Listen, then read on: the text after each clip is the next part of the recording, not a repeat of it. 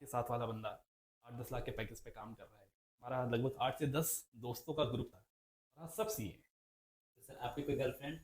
मतलब कहते हैं ना कि सीए का एग्ज़ाम आपके आईपीएस आईएएस की कंपैरिजन में होता है, ठीक है। ये जो हमारा अकाउंटिंग ऑडिटिंग का फील्ड होता है, जो मेनली सीए बिलोंग करते हैं, तो शायद सीए फ्यूचर में शायद एआई की वजह से ना रह पाए, या मतलब सीए की ज़रूरत खत्म हो जाए। तो बहुत सारे हमें सीए एस्पिरेंट इसको जानने के लिए ज़रूर जानना चाहेंगे। तो आप इस पर क्या बता सकते सीए बनना है तो आपको जिद्दी और बेशरम होना बहुत ज़रूरी है। हैं? तो सर एक मीथ होता है, जैसे कि किसी कोई भी तैयारी करता है, उसमें बोला जाता है कि 16 से 17 घंटा पढ़ाई करनी पड़ती है। तो क्या ऐसा सीए में भी है कि उसमें भी 16 से 17 घंटा पढ़ाई करनी पड़ती है? देखो, मैं अपने आप को रूम में बंद करता था, ठीक है, कानों में लीड लगाता था, मैं 5 से 10 मिनट के लिए एक म्यूजिक सुनता था। क्या लगता है इनकी गर्लफ्रेंड होगी या नहीं होगी? आप hello friends, hope you are doing well. Welcome to Nixon talk. आज के सेशन में आप सभी दोस्तों का स्वागत है। दोस्तों, एक जो सीए होते हैं, देश के ग्रोथ में बहुत बड़ी भागीदारी, योगदान उनका महत्वपूर्ण होता है। और हमारे पीएम साहब ने बोला था कि जो सीए का एक सिग्नेचर होता है, वो देश के पीएम से के सिग्नेचर से बड़ा होता है। आपका सिग्नेचर देश के प्रधानमंत्री के सिग्नेचर की वो ताकत नहीं है जो ताकत एक चार्टर्ड अकाउंटेंट के सिग्नेचर की होती है। तो दोस्तों, एक आज हमारे दोस्त साथ जुड़ने वाले हैं जो कि पेशे से चार्टर्ड अकाउंटेंट हैं। तो उन्हीं से रिलेटेड हम उनका इंटरव्यू करेंगे और अपना उनका क्या स्ट्रगल रहा, कैसे उन्होंने इतनी बड़ी सफलता पाई, इसी रिलेटेड हम बात करेंगे। आइए उनसे हम मिलाते हैं। दोस्त, जैसे बताया, ये पंकज दत्त। हेलो दत्त साहब, कैसे हैं? मैं बढ़िया, आप बताइए। मैं भी बढ़िया। Hello sir. हेलो। मैं तरफ से हम लोग तरफ से एक छोटा सा गिफ्ट है। Thank you so much. तो थोड़ा दर्शकों को बताइए अपने बारे में, कैसे जर्नी स्टार्ट होगा। देखिए, नाम मेरा पंकज दत्त है। वैसे तो शुरू से दिल्ली में ही रहा हूँ, बिलोंग्स उत्तराखंड से करता हूँ। और अब वो रहता है ना, आफ्टर 12th तो आपको क्या करना है, कैसे करना है। तो लिटरली मुझे तो नहीं पता था क्या होता है सीए, बट जहाँ से मैंने कोचिंग में पढ़ा तो उन टीचरों ने बोला मेरे से कि आप सीए करना। मुझे नहीं पता था क्या होता है सीए, और शायद मुझे उस टाइम पे पता था, शायद मैं करता भी नहीं। बट यस, ठीक है, कहते हैं ना कि जो होना होता है वो होता है, उसे कोई रोक नहीं सकता। तो स्टार्ट करी अपनी जर्नी, और वही हमारे टाइम पे सीपीटी, फिर उसके बाद आईपीसीसी, दोनों ग्रुप, उसके बाद फाइनल के दोनों ग्रुप। तो ये था, तो वही सीपीटी से स्टार्ट अपनी जर्नी स्टार्ट करी और फाइनल में आके ख़त्म करी। कभी आगे बढ़ के, कभी लुढ़क के, बहुत बार फेल होके, कभी एक बार पास होके, तो फाइनली आज मैं चला। चलिए, बहुत बहुत बधाई इसके लिए। तो सर, जैसे कि आपने बताया कि आपने कोचिंग में सीए के बारे में पता किया, जैसे सर बोले आपको बताएं टीचर आपके, आप किस चीज़ का कोचिंग करते थे? मतलब स्टार्टिंग सीपीटी से करी, तो लोकली जो 12th जिन्होंने मुझे पढ़ाया था सीपीटी में, उनसे ही पढ़ी थी। मैंने लक्ष्मी नगर की तब तक शक्ल भी नहीं देखी थी, क्योंकि जनरली लोग अपना करियर लक्ष्मी नगर से स्टार्ट करते हैं सीपीटी से। तो मैंने वहीं से लोकली अपने टीचर से पढ़ी थी। उसके बाद जब सीपीटी मेरा क्लियर हुआ, आईपीसीसी के लिए मैं यहाँ पे लक्ष्मी नगर में आया। तो जैसा कि एक स्कूल से निकला हुआ बंदा एकदम से लक्ष्मी नगर में आता है, इतनी भीड़ भड़ाका, तो मतलब लगता है हम क्या कर रहे हैं, हम कर भी पाएंगे या नहीं कर पाएंगे। कोचिंग से आ रहे हैं, बस में सारे सीए स्टूडेंट्स हैं, सीए एस्पिरेंट हैं। तो वहाँ पे आके यस, कभी कभी डाउट तो होता था, यार मैं जो कर रहा हूँ सही कर रहा हूँ या नहीं कर रहा हूँ, ठीक है। बट यस, आपको कहते हैं ना कि मतलब लगे रहना चाहिए, ठीक है, लगे रहना चाहिए, करते रहना चाहिए, ठीक है। फेल और पास एक सेकेंडरी चीज़ें हैं, आप अपने एफर्ट्स क्या दे रहे हो उसमें मेन वो रहता है। तो यस, आईपीसीसी की कोचिंग करी, उसके एग्ज़ाम्स दिए। यस, आईपीसीसी में भी फेल हुआ हूँ, जो उस टाइम पे कॉस्टिंग बहुत तंग करता था, मुझे भी तंग करा, एज यूजुअल जैसे सबको तंग करता था। कॉस्टिंग का था और आईटीएसएम का था, उसकी वजह से रह जाता था। बट हाँ, अपनी कमियों को देखना, अपनी सेल्फ एनालिसिस करना, यही आपका मेन पार्ट रहता है। तो मेरे हिसाब से जो आपका रहता है ना कि आप दूसरों से पूछते हैं हमें कैसा करना चाहिए, क्या करना चाहिए, तो मेरे हिसाब से हमें अपने आप को सेल्फ असेसमेंट करना चाहिए, क्योंकि मैं ये मानता हूँ self assessment is the best assessment. तो ये था मेरे लिए। तो मेरा एक ऐसा ही क्वेश्चन है, जैसे 12th का भी रिजल्ट आने वाला है, तो जैसे कि मेरे हिसाब से आप 12th में कॉमर्स ही होगा। हाँ, कॉमर्स। तो बस एक कॉमर्स स्टूडेंट ही सीए परस्यू कर सकते हैं? अदर स्टूडेंट जैसे अदर स्ट्रीम के होते हैं, जैसे आर्ट्स होते हैं, साइंस होते हैं, तो वो भी इस स्ट्रीम को परस्यू कर सकते हैं? देखिए, मेरे हिसाब से क्या है ना, जरूरी नहीं है अगर आपने कॉमर्स से ही किया है तो ही आप सीए कर पाएंगे, पहली बात। ठीक है। यस, उसके जो फाउंडेशन वाला एग्जाम्स रहता है तो उसमें कहीं ना कहीं जो हमने 12th में कॉमर्स में पढ़ा है वो टच रहता है, बट अदरवाइज आप अदर देन कॉमर्स बैकग्राउंड से हैं, प्लस से साइंस बैकग्राउंड से हैं, बट तब भी आप कवर कर सकते हैं। ऐसी ऐसा कुछ प्रॉब्लम्स नहीं होती है। मेरे खुद के दोस्त हैं जो साइंस बैकग्राउंड से आके वो सीए बने हैं, आज अच्छा काम कर रहे हैं, अच्छी कंपनी में वर्किंग हैं और अच्छा पैसा कमा रहे हैं। तो कोई ज़रूरी नहीं है अगर आप कॉमर्स बैकग्राउंड से हैं आप वो भी करेंगे। हाँ, बीए वालों को शायद हो सकती है, क्योंकि मैंने सीए में कोई बीए बैकग्राउंड नहीं देखा। आर्ट्स वाला नहीं कर सकता। आर्ट्स वाला नहीं कर सकता, ठीक है। साइंस वाले आए हैं, कॉमर्स वाले। तो जैसे आपके टीचर ने बोल दिया कि चलो सीए कर लो, तो आपके टीचर ने भी बताया होगा ये तो बहुत टफ एग्जामिनेशन होता है, इसका बहुत लंबा प्रोसेस होता है। उस टाइम कैसे मतलब बताया था या नहीं बताया था? नहीं, मुझे उन्होंने एक्चुअल में बताया था कि बहुत टफ होता है, और उन्होंने ही क्या बताया था, इधर उधर से आपको पता तो रहता है कि हाँ बहुत टफ होता है। मतलब कहते हैं ना कि सीए का एग्ज़ाम आपके आईपीएस आईएएस के कंपैरिजन में होता है, ठीक है। खैर दोनों के अलग अलग अपने लेवल हैं, बट यस टफ होता है, बता दी। लेकिन मुझे एक्चुअल में उस टाइम पर और कुछ दिख नहीं रहा था कि मैं सीए के अलावा क्या कर सकता हूँ, इसलिए मैंने सीए चूज़ करा और इसमें फिर आगे बढ़ा। मैंने कहा देखा जाएगा फिर जो होगा, तो इसमें आगे कैरी ऑन करते हैं। तो सर सीए जैसे आपने स्टार्ट किया तो उसके साथ साथ कोई विकल्प लेके चले थे प्लान बी के लिए? टू बी वेरी फ्रैंक, मेरे पास कोई प्लान भी नहीं था। मेरे घर वाले कहते थे, मेरे दोस्त कहते थे कि बैंकिंग के फॉर्म निकलते हैं, गवर्नमेंट सर्विसेज के फॉर्म निकलते हैं, तो आप वो भरो। मैंने एक बार बैंकिंग का फॉर्म भरा भी है। मेरे ऑफिस में एक था बंदा, तो वो भरते रहता था। उसने बोला कि सर मैं आपका भी बैंकिंग का फॉर्म भर देता हूँ जब मैं आर्टिकल शिफ्ट करना। मैंने कहा ठीक है भर देते हैं। तो मैं जब वहाँ पे जाके देखा तो एक्चुअल में बैंकिंग में क्या रहता है, शिफ्टिंग का रहता है। मतलब 2 से 3 बजे की एक शिफ्ट रहती है, एग्जाम की मैं बात बता रहा हूँ। 3 से 5 या 3 से 4 एक शिफ्ट रहती है। तो एक दिन में कम से कम 4 से 5 शिफ्ट होती है एग्जाम में, और एक शिफ्ट में कम से कम 5 से 6 हज़ार स्टूडेंट होता। मुझे पहले लगता था कि सीए में बहुत कॉम्पिटिशन है, बट एक्चुअल में जब मैंने जाके देखा, नहीं, हर जगह कॉम्पिटिशन, हर जगह। तो बेटर ये है आप जिस फील्ड में हैं उसी फील्ड में अपना बेस्ट दीजिए, ठीक है। जो होगा देखी जाएगी। तो सीए का जर्नी तो बहुत लंबा होगा, जैसे आपने बोला कि बीच में आप फेल भी हुए थे। हाँ, तो उस बीच अपने आप को कैसे मोटिवेटेड रखा और कैसे घर वालों से मतलब प्रेशर आता था या नहीं आता था? देखिए होता क्या है, जब आप सीए कर रहे होते हैं तो फैमिली प्रेशर, आपके रिलेटिव्स का प्रेशर, आपके फ्रेंड्स का प्रेशर, जो दोस्त आपके साथ 12th में पढ़ रहा होता है वो 4 साल बाद एक अच्छे खासे पैकेज पे काम कर रहा होता है कंपनी में, और आपका पैकेज होता है 0। आप घर वालों से मांग रहे होते हैं, ठीक है। राइट। और ये एक फैक्ट है कि जब आप इन चीज़ों को देखते हो कि आपके साथ वाला बंदा 8-10 लाख के पैकेज पे काम कर रहा है, वो खुद की गाड़ी चला रहा है, खुद की बाइक चला रहा है, उसे जो खाना है वो खा रहा है, जहाँ जा रहा है वहाँ जा रहा है, और आप क्या कर रहे हो, एक कमरे में बंद होकर पढ़ रहे हो या लाइब्रेरी में पढ़ रहे हो, आप अभी भी पेरेंट्स पे डिपेंडेंट। बहुत बुरा लगता है, बट यहीं पे है कि आपको एक पेशेंस लेवल अपना रखना पड़ेगा, वो रखना पड़ेगा।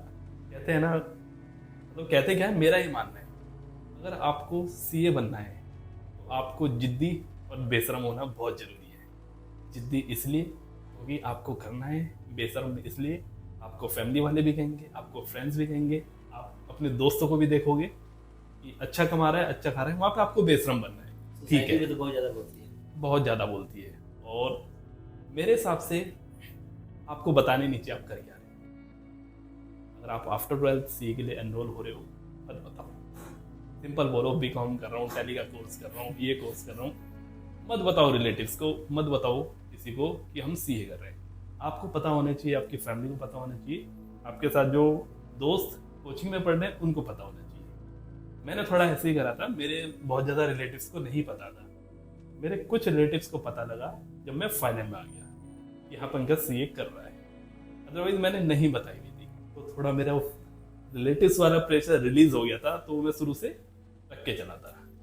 यस। तो ऐसा होता है, देखा जाता है, आप पढ़ाई करते हो उस दौर में कुछ तो किसी का कॉल नहीं आता था, जब रिजल्ट आता है तभी रिलेटिव का कॉल आता है कि बेटा क्या हुआ, भाई क्या हुआ, दोस्त क्या हुआ। तो आपके साथ भी ऐसा होता होगा? हाँ बिल्कुल, मतलब वो हर किसी के साथ होता है। जब आप पढ़ाई कर रहे होते हो तब आपको कोई नहीं पूछता है। वो कहते हैं ना कि मतलब आप जब, मतलब हर कोई एक रिजल्ट देखता है, और ये ऐसा नहीं है कि मतलब पर्टिकुलर किसी एक बंदे के रिलेटिव्स या उसके फ्रेंड्स या उसकी फैमिली के बारे में, ये हर किसी के बारे में।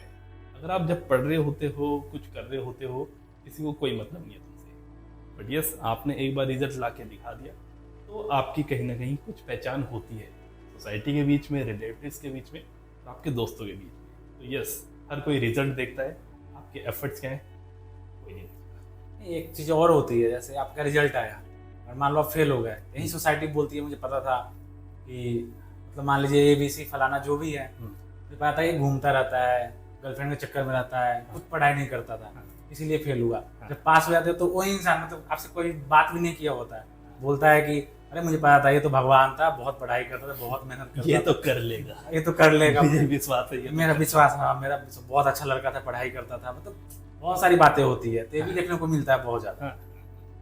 वो चीज़ रहती है। हाँ मतलब वो चीज़ रहती है। अगर आप फेल हो रहे हो तो आप पे क्वेश्चन करने वाले 10 खड़े हो जाते हैं, आपकी कमी गिनवाने वाले 10 खड़े हो जाते हैं।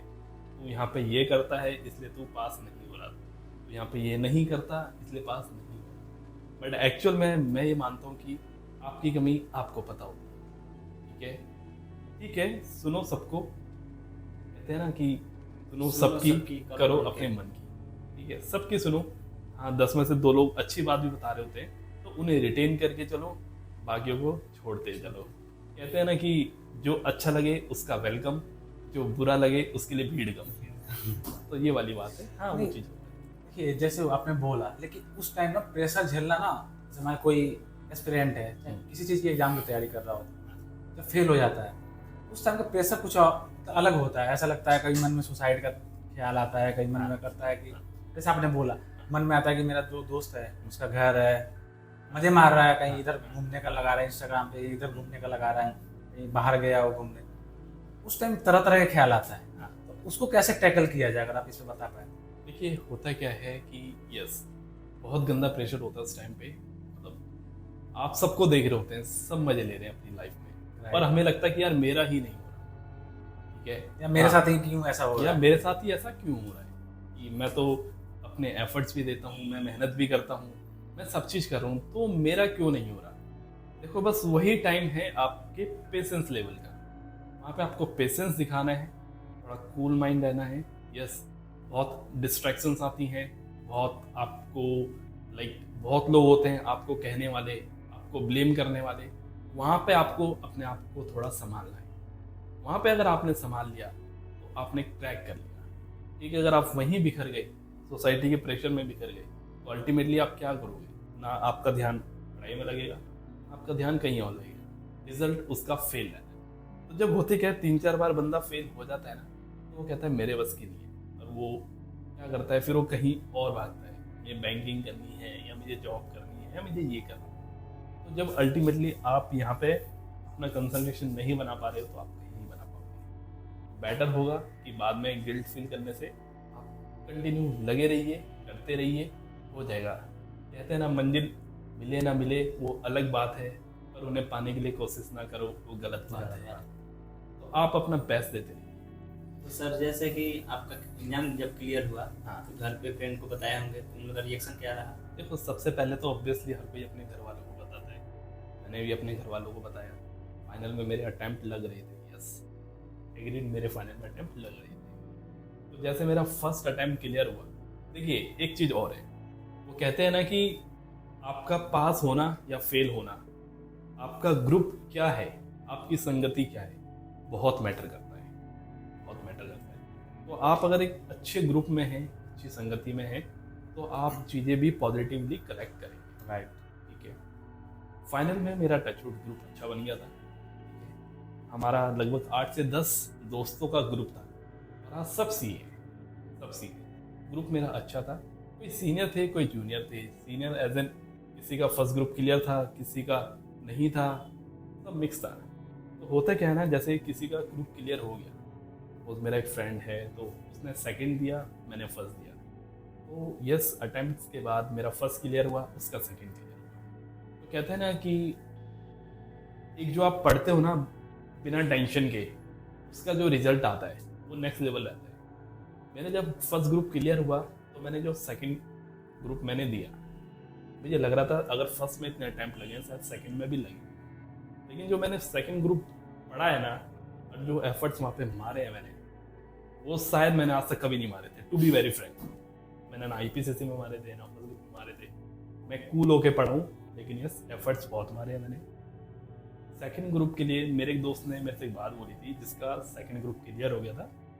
वो जिस दिन रिजल्ट आया, मेरा फर्स्ट ग्रुप क्लियर हुआ, उसका सेकंड ग्रुप क्लियर हुआ, उसने मेरे से एक बात बोली थी। इनफैक्ट मैं बुक्स उसी की लेने गया था, मैंने अपनी कॉस्टिंग की कोचिंग उसी दिन स्टार्ट करी, मैं IDT की बुक्स उसकी लेने गया।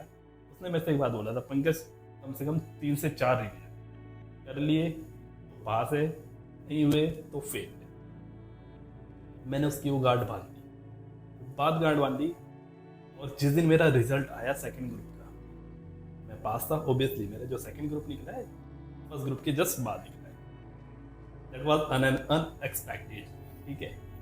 तो उसने मेरे से बोला, पंकज तेरे रिवीजन हुए हैं? मैंने कहा यस मेरे रिवीजन हुए। तो वही वाली बात है, जब आप कर रहे होते हो तो आपको बेस्ट करना होता है और वो देना होता है, तो वो हो जाता है। तो आपने इतनी मेहनत करी, उसका रंग तो हमने देख लिया, खुशी हुआ आप फाइनली बन गए। उसके बाद आपका प्रोफेशनल जर्नी स्टार्ट हुई। बिल्कुल। तो अपनी प्रोफेशनल जर्नी के बारे में थोड़ा हमारे दर्शकों को बता पाएँ?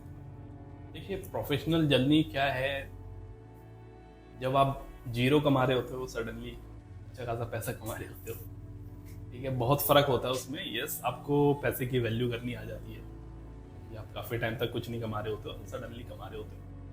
तो आफ्टर गेट माई क्वालिफाइड मैंने एक CA फर्म ज्वाइन करी, ये टॉप 10 में आती है। CA फर्म ज्वाइन करी, वहाँ पे मैंने ज्वाइन करा एज ए एसोसिएट, और अभी मैं उसी फर्म में कंटिन्यू हूँ। मुझे मज़ा आ रहा है, लाइक मैं अपने काम से प्यार करता हूँ, अनडाउटली करता हूँ। मैं इनफैक्ट जो कर रहा हूँ मुझसे प्यार करता हूँ, ठीक है, चाहे वो मेरा प्रोफेशन है, चाहे मेरा पैशन है, चाहे मेरी हॉबीज़ है, मैं ट्राई करता हूँ अपना 100% देना। तो उसके बाद अभी जॉब स्टार्ट करी है मैंने, जॉब कर रहा हूँ, अच्छी चल रही है, लाइफ अच्छी चल रही है, अभी सब सही चल रहा है। तो जो आप जॉब करते हैं, शायद मैंने सुना है कि वो इंडिया के टॉप 10 CA फर्म में से आती है। हाँ, वो टॉप 10 CA फर्म में से आती है। सर आप प्रोफेशन के साथ साथ और क्या क्या करते हैं? देखिए ये तो मेरा प्रोफेशन हो गया। अगर मैं बात करूँ अपनी पैशन की, तो मैं लाइक चीज़ों को लेके बहुत पैशनेट हूँ, ठीक है। मैं पढ़ाई के अलावा भी है एक मेरी लाइफ, जनरली क्या होता है CA लोगों का, जो एक मैथ है या फिर एक शुरू से चलता हुआ आ रहा है। अगर आप CA हैं तो आप बहुत खड़ूस टाइप के हैं, बहुत बोरिंग लाइफ होती है। बहुत बोरिंग लाइफ होती है, आप कुछ और नहीं करते होंगे, आप फैमिली को टाइम नहीं दे पाते होंगे, आप अपने आप को टाइम नहीं दे पाते होंगे। बट मेरे हिसाब से मेरे लिए वो चीज़ बिल्कुल नहीं है, ठीक है। मैं अपने पैशन को भी रेगुलरली और पैरेलली फॉलो करता हूँ, ठीक है। प्रोफेशनल लाइफ भी चल रही है और मेरी पर्सनल लाइफ भी चल रही है। मुझे स्टार्टिंग से एक्चुअली गिटार का शौक था। 2014 में 2014 में मैंने अपना फर्स्ट गिटार खरीदा था। इनफैक्ट मैंने क्लासेस ज्वाइन करी थी। बट यस, जब आप पढ़ रहे होते हो तो उसके साथ मतलब नहीं हो पाता पॉसिबल, ठीक है। आपको अपनी एकेडमिक क्लासेस करनी होती है, उसकी प्रैक्टिस करनी होती है, उसके रिविजन्स करने होते हैं, तो आप नहीं कर सकते। तो मैंने क्या करा, सीखना तो है, मैंने उस गिटार को वहीं पैक किया। जिस दिन मैं CA बना, CA बनने के 2-3 दिन बाद सबसे पहले जो मैंने काम करा है वो मैंने अपने गिटार को अनपैक किया है। Then I started my classes, I played guitar. अब मैं क्या करता हूँ, खाली टाइम में मैं अपना गिटार प्ले करता हूँ, मुझे मज़ा आता है उससे, ठीक है। कोई कहता है ना कि आप जब बहुत खुश होते हो, आप बहुत दुखी होते हो, तो आप क्या करते हो, कोई सुट्टा मारता है, कोई करता है, कोई हर किसी का अपना लाइफ स्टाइल है, ठीक है। अगर मेरी बात पूछी जाए तो मैं कुछ नहीं करता, अपने कमरे में बंद करता हूँ, हल्का हल्का गिटार प्ले करता हूँ, और अदरवाइज ग्रुप के साथ माहौल बनते हैं, फैमिली के साथ बैठता हूँ। तो ये मेरी ये है। इसके अलावा मुझे राइडिंग बहुत पसंद है, मैं बाइक लाइक ट्रैवलिंग मुझे बहुत पसंद है, ठीक है। ट्रैवलिंग मैं बहुत करता हूँ, और मैं ये मानता हूँ कि ट्रैवलिंग भी हमें एक अपने पैशन, जो हमारा प्रोफेशनल लाइफ है, उसके अलावा बहुत कुछ सिखाती है, और जो कि अभी ज़रूरी है। मैं बहुत ट्रैवलिंग करता हूँ, मैं बाइक राइड करता हूँ, मैं बाइक उठाता हूँ, कहीं भी निकल जाता हूँ, ठीक है। जब मुझे थोड़ा स्ट्रेस होता है, जब मैं थोड़ा लो फील करता हूँ, अपनी बाइक उठाता हूँ, कहीं भी निकल जाता हूँ। तो मैंने कितनी बार उस इंस्टाग्राम पे आपका देखा हुआ है, बस नेचर लव और मोटो बाइक, हाँ हाँ मतलब जहाँ मन किया वहाँ निकल। भाई कहाँ हो? तो आज तो यहाँ पे दिल्ली में हूँ, अगले दिन भाई मैं तो उत्तराखंड हूँ, भाई मैं तो कश्मीर हाँ, हूँ, हाँ। मैं लद्दाख निकल गया हूँ। बिल्कुल। अभी क्या है ना, पहले दोस्त मेरे से पूछते थे कहाँ पे है और ये कैसा है, अब दोस्त पूछते हैं कहाँ पे है। राइट। तो हाँ, मुझे अच्छा लगता है ट्रैवलिंग करना, आई लव ट्रैवलिंग। मैं जाता हूँ, ये मेरा एक पैशन है और चाहता हूँ मैं ये कभी ख़त्म ना हो। जब तक मैं अपनी जॉब कर रहा हूँ, जब तक अपनी प्रोफेशनल लाइफ में हूँ, मैं चाहता हूँ कभी ख़त्म ना हो। बाकी इन फ्यूचर देखते हैं क्या होता है। तो सर आपकी कोई गर्लफ्रेंड? देखो, गर्लफ्रेंड की बात तो ऐसी है कि जब आप पढ़ाई कर रहे होते हो तो ऑब्वियसली माइंडसेट कुछ और ही रहता है, तो हम कहीं और ही माइंडसेट में रहते हैं। ठीक है, तब मेरा था लाइक कम्प्लीटली पढ़ाई को लेके नहीं मिल पाता था टाइम। बट यस, आपने अगर पूछा है तो मैं इस बात पे जरूर ध्यान दूंगा। क्योंकि देखे तो प्रोफेशन से सीए भी है, हाँ मोटो ब्लॉग भी करते हैं, हाँ सोशल मीडिया पे एक्टिव भी रहते हैं, घूमने बहुत घूमते भी हैं। फिर भी गर्लफ्रेंड ना होना थोड़ा। दोस्तों तो मेरे समझ से तो ये बाहर बात है। कोई बंदा बाई प्रोफेशन सीए हो, सबको पता है मैं सोसाइटी में एक सीए कितना मतलब इम्पोर्टेंट जॉब होता है। कोई बंदा सीए हो, मोटर बाइक करता हो, इतना घूमता हो, तो भी उसकी सीए मतलब सॉरी इतना अच्छा गिटार भी बजाते हैं, म्यूजिशियन भी है, फिर भी कोई बंदी कैसे नहीं बन सकती? आपको क्या लगता है दोस्तों? कमेंट करके जरूर बताइएगा हमें, क्या लगता है इनकी गर्लफ्रेंड होगी या नहीं होगी? आप तो छुपा रहे हैं, हम जरूर पूछेंगे। कमेंट आएगा ना तो जरूर बताएंगे वहाँ पे आपको। तो जैसे कि बहुत सारे सीए नए बने हैं और ऑब्वियस बात है बनते आएंगे। बहुत सारे जो सीए एस्पिरेंट होंगे, जो फाइनल में होंगे, उनका एक क्वेश्चन रहता है कि सीए बनने के बाद मुझे जॉब करनी चाहिए या प्रैक्टिस करनी चाहिए। आपने तो अपने बताया कि आप अभी जॉब में करते हो, तो इस पर क्या आप बताना चाहोगे? देखिए, जॉब या प्रैक्टिस ये हर किसी की अपनी इंडिविजुअल लाइक असेसमेंट है कि हमें कहाँ जाना है। बट यस, कहते हैं ना कि मतलब अगर अपना बिजनेस है वो बेटर है, अच्छा होता है नौकरी से। वो यस, अगर प्रैक्टिस में आप कर पा रहे हो, जा पा रहे हो, अच्छी प्रैक्टिस कर पा रहे हो, तो practice is better than job. But आप उसके लिए आपके पास एक पेशेंस लेवल बहुत ज़रूरी है, क्योंकि प्रैक्टिस में आप अगर जा रहे हो तो स्टार्टिंग में मे बी 2 से 3 साल आपको पेशेंस रखना पड़ेगा। ये भी हो सकता है आपके पास कुछ ना आए और अपनी पॉकेट से आपको खर्चा करना पड़ेगा। अगर आप ये रिस्क ले सकते हो तो गो फॉर प्रैक्टिस। अदरवाइज आप चाह रहे हो कि हाँ starting, actually depends on your financial conditions कि आपकी फाइनेंशियल कंडीशंस कैसी है। अगर आपको लगता है कि स्टार्टिंग में मेरी नहीं है वो फाइनेंशियल कंडीशन, तो आप जॉब में जा सकते हो। बट यस, अगर आप प्रैक्टिस कर सकते हो, आप रिस्क ले सकते हो, तो गो फॉर प्रैक्टिस। नहीं तो आजकल क्या होता है ना, बहुत सारा चीज़ होता है कि कोई भी बिजनेस स्टार्ट होता है हमें चाहिए कि ऑन द स्पॉट रिजल्ट चाहिए। मुझे 2 महीना, 4 महीने, 6 महीने चाहिए, क्योंकि आजकल सबका यही सोच होता है। जैसे कि बहुत सारा आपने देखा हुआ इंस्टाग्राम पे, यूट्यूब पे 2-4 महीने में लोग फेमस हो जाते हैं। तो सबका ये दिमाग में होता है कि 5-6 महीने मुझे सक्सेस चाहिए। तो इसको मतलब कैसे देखा जाए? आपने जैसे बताया वो पेशेंस बहुत लोग नहीं रख पाते हैं। देखिए, इसकी वजह से कभी लगता है कि हाँ इस प्रोफेशन शायद नहीं मेरे लिए बना हुआ है। मैं इसमें क्या मानता हूँ ना, आपको चीज़ों को टाइम देना पड़ता है। कहते हैं ना, महल बनने से मकान बनने में ज़्यादा टाइम लगता है। राइट। तो आपको अगर एक चीज़ बनानी है, एक सॉलिड चीज़ बनानी है, तो आपको टाइम देना पड़ेगा। अगर आप बिजनेस में आ रहे हो, मैं मतलब जस्ट प्रैक्टिस की बात नहीं कर रहा, मैं एक बिजनेस की भी बात कर रहा हूँ। अगर आप बिजनेस में आ रहे हो, आप पहले से ही माइंड सेट बना के चलो, इसमें 2 साल में ये अपनी मेहनत डिवोट करनी है, अपने पॉकेट से पैसा लगाना है। अगर आप इस माइंड सेट से आ जाते हो, तो वो थोड़ा आपके आगे के लिए ईजी रहती है चीज़ों को हैंडल करना। बट आप शुरू से ही ये सोच के चल रहे हो कि आज मैं स्टार्ट करूँगा, 2 से 3 महीने में मेरी अर्निंग भी होगी, तो वो थोड़ा नेक्स्ट इम्पॉसिबल हो जाता है। थोड़ा सा मतलब पेशेंस रखना पड़ेगा, पेशेंस रखना पड़ेगा। और जो इंडस्ट्री में नए नए काम आ रहे हैं उस पर थोड़ा ध्यान देने की जरूरत है। थोड़ा सा और अपनी स्किल बढ़ाने की जरूरत है। स्किल्स तो आपको देखो बढ़ानी ही पड़ेगी, चाहे आप कहीं भी हो, आप प्रैक्टिस में हो, आप जॉब में हो, तो उनका तो ध्यान नहीं कि ट्रेडिशनल आते रहता है ना कि मैंने खोला है, वही रिटर्न फाइल करनी है, वही बस ये होता है ना कि हमारी सोसाइटी में बना रहता है कि बस एक सीए है, बस रिटर्न फाइल करना जानता होगा। तो मैं जो नए सीए आ रहे हैं, अब देखोगे तो इन्वेस्टमेंट बैंकिंग की तरफ भी जा रहे हैं, प्राइवेट इक्विटी की तरफ भी जा रहे हैं। वो नहीं है कि ट्रेडिशनल ही काम करेंगे, बस रिटर्न ही फाइल करना होता है। ऐसा नहीं है, अब बहुत डाइवर्सिटी हो गई है हमारी फील्ड में भी, हर कोई नई नई फील्ड में जा रहा है। इनफैक्ट यूट्यूब से भी लोग अच्छा पैसा कमा रहे हैं, बहुत अच्छा कमा रहे हैं। बहुत अच्छा कमा रहे हैं। तो किसने सोचा था कि एक सीए जस्ट यूट्यूब से इतना अच्छा पैसा कमाएगा? तो ये तो अब आपके ऊपर है कि आपको किस फील्ड में जाना है। ज़रूरी नहीं है कि अगर आप सीए हो तो आपको रिटर्न ही फाइल करनी है, आपको इनकम टैक्स ही फाइल करना है, आपको जीएसटी करना है। आप किसी भी फील्ड में जा सकते हैं, तो जाना भी चाहिए मेरे हिसाब से। तो सर एक मिथ होता है, जैसे कि किसी कोई भी तैयारी करता है, उसमें बोला जाता है कि 16 से 17 घंटा पढ़ाई करनी पड़ती है।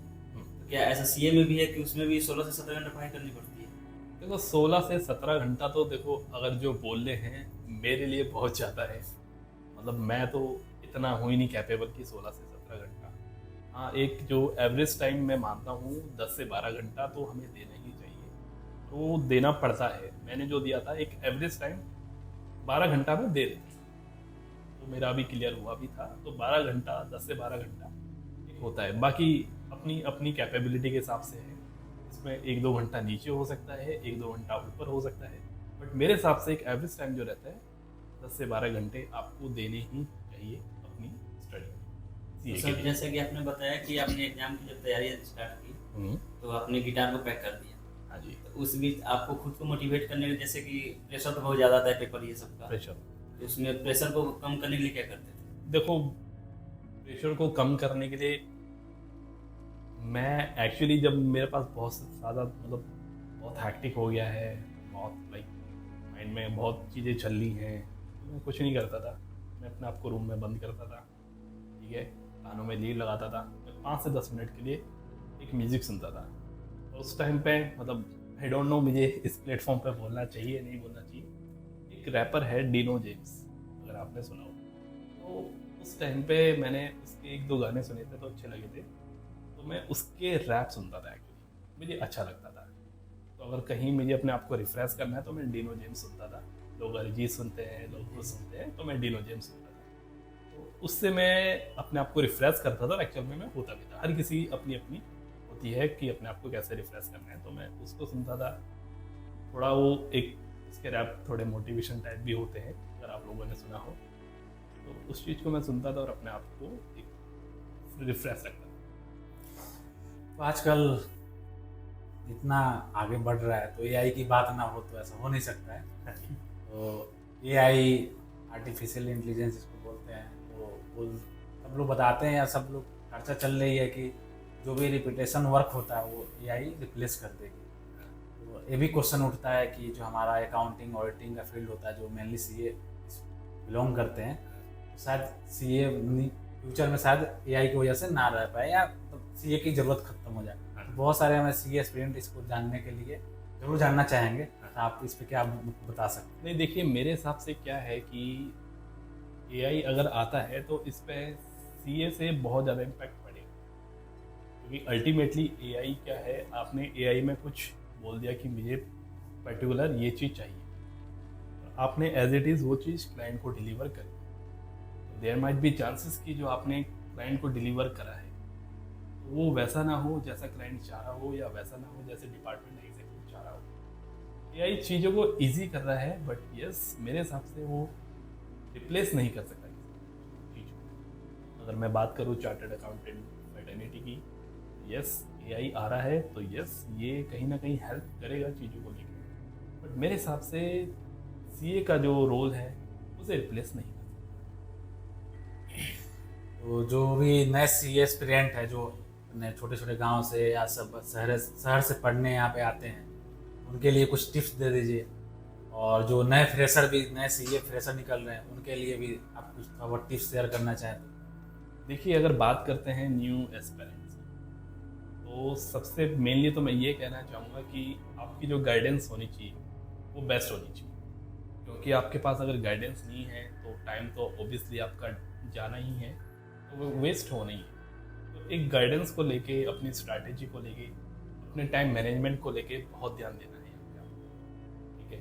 तो एक प्रॉपर गाइडेंस, टाइम मैनेजमेंट, आपकी स्ट्रैटेजी डिपेंड करती है आपके अटैम्प्ट लगेंगे या आप कितने अटैम्प्ट में पास हो गए या आप सीए कब बन के, राइट। ये तो थी हमारी सीए इंस्पायरिंग। अगर मैं बात करता हूँ सीए फ्रेशर्स की, देखिए अगर आप सीए फ्रेशर्स हैं तो आप ये मत मानना कि मैं सीए बन गया, क्योंकि लर्निंग कभी भी किसी की ख़त्म नहीं होनी चाहिए। तो अब अगर आप आ रहे हो तो यही एटीट्यूड से आना कि मैं लर्निंग करने ही आ रहा हूँ। कहते हैं ना कि लर्निंग करते करते आपकी अर्निंग होती है, यहाँ पर आपकी अर्निंग होते होते आपकी लर्निंग हो रही है। तो आप ये मान के चलना ये मेरी लर्निंग है एटलीस्ट 2 से 3 साल स्टार्टिंग की after get you qualified chartered accountant. और उस चीज़ को ये मत सोचना कि मैं सीए बन गया तो मैं बहुत कुछ हूँ, नहीं। वो आपका एक्चुअल में लर्निंग का टाइम है। अपने 2 से 3 साल लर्निंग को और दो, अपने आप को पॉलिश करो, अपनी हर स्किल्स पे ध्यान दो और फिर बाकी आपके ऊपर आप कहाँ लेके जाते हो। सर मैं अपने दर्शकों के बिहाफ पे एक रिक्वेस्ट करना चाहूँगा, कोई भी सीए एस्पिरेंट आपसे, जैसे आपने बोला गाइडेंस चाहिए प्रॉपर, और आपसे गाइडेंस लेना चाहता है, आप कुछ हेल्प कर पाएँ या अपना ईमेल आईडी शेयर कर पाए ताकि जिसको भी कोई प्रॉब्लम हो तो आप तक वो गाइडेंस जो भी चाहिए वो आपसे ले पाए। देखिए अगर आप न्यू एस्पिरेंट्स हैं और आपको गाइडेंस चाहिए, देखिए पहले मैं बात एक बता दूं, क्योंकि यस मैं फेल भी हुआ हूं और फेल से बहुत लर्निंग होती है। आपको पता होता है कि क्या नहीं करना, तो वो चीज़ आपको पता लग जाती है, मुझे भी पता लगी है। तो जस्ट इन केस अगर आपको गाइडेंस चाहिए, आपको कुछ भी चाहिए, तो आप मेरे से कनेक्ट कर सकते हैं। मेरे इंस्टा पे मुझे पिंग कर सकते हैं। इंस्टा है मेरा दत्त_पंकज DUTT दत्त_PANKAJ। हम लोग मेंशन कर देंगे डिस्क्रिप्शन में वहाँ पे। बिल्कुल, आपको कोई भी गाइडेंस चाहिए, आपको कोई भी हेल्प चाहिए, आगे कैसे करना है, क्या करना है, I will definitely assist you. बहुत बहुत धन्यवाद पंकज भाई, आप हमारे लिए शो के लिए इतना अच्छा टाइम निकाला, इसके लिए बहुत बहुत धन्यवाद। बहुत बहुत धन्यवाद आपको मुझे इस प्लेटफॉर्म पे लाने के लिए। सेशन में भी बहुत धन्यवाद sir. Thank you so much. तो वीडियो कैसी लगी होगी जरूर हमें कमेंट करके बताइएगा। अगर अच्छा लगा हो तो लाइक शेयर सब्सक्राइब जरूर कीजिएगा। सर हमारे ऑडियंस को कुछ देखिए, अगर आपको ये वीडियो थोड़ी भी हेल्पफुल लगती है, अगर आप चाहते हो कि इस प्लेटफॉर्म पे ऐसी वीडियो आती रहें जो आपके लिए एक्चुअल में हेल्प करें, तो इस चैनल को जाके सब्सक्राइब करो, घंटे का बेल दबाओ, लाइक करो और शेयर आपको करनी है नहीं करनी, देखो इट डिपेंड्स ऑन यू, क्योंकि कहने से कोई करता नहीं है। बाकी एक्चुअल में आपको लग रहा है तो लाइक और सब्सक्राइब जरूर कीजिए। थैंक यू दोस्तों।